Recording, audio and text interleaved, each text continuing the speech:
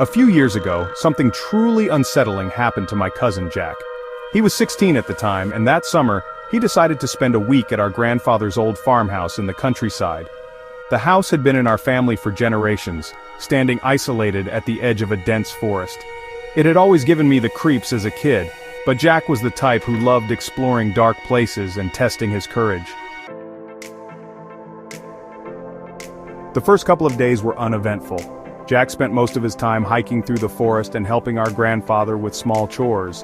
But on the third night, things took a turn for the bizarre.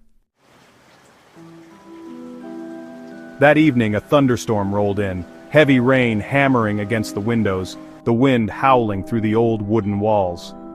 Jack decided to turn in early, but as he lay in bed, he heard a strange noise coming from outside his window, a faint scratching, like nails dragging across the glass.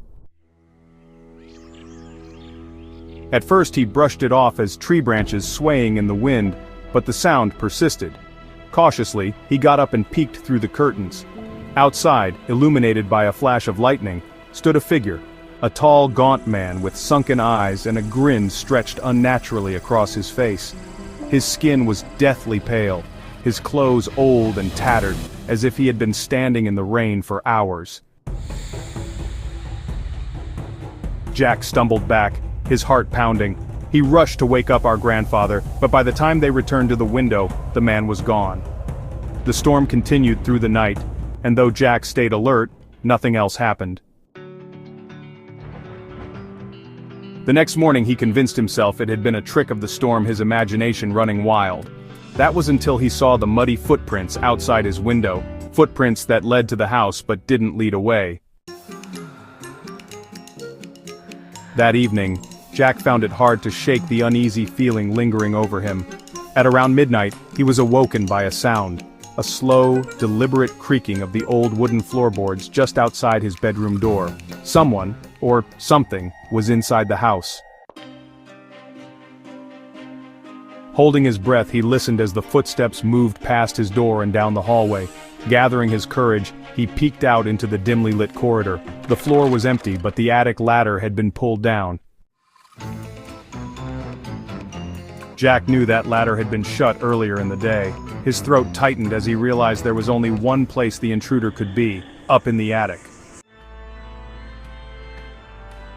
He slowly approached, every step feeling heavier than the last. Reaching the base of the ladder, he looked up into the darkness above. The air was thick with dust, the wooden beams casting eerie shadows across the attic floor. In the farthest corner, partially hidden behind old furniture, stood the same figure from outside his window. Only this time he was closer, much closer.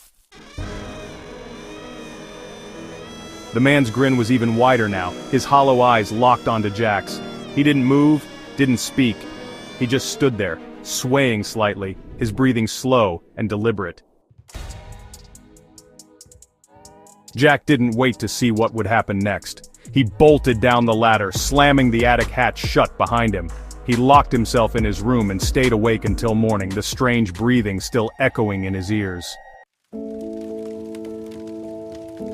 The following day, our grandfather found no sign of an intruder. The attic was empty, no footprints, no disturbances. The only thing left behind was a single muddy handprint on the attic floor, too large to be Jack's and too strange to belong to anyone from town. Jack never spent another night in that house. Our grandfather passed away a year later, and the farmhouse has remained abandoned ever since. But sometimes when I visit the property, I swear I can see a figure standing at the attic window watching, waiting, grinning,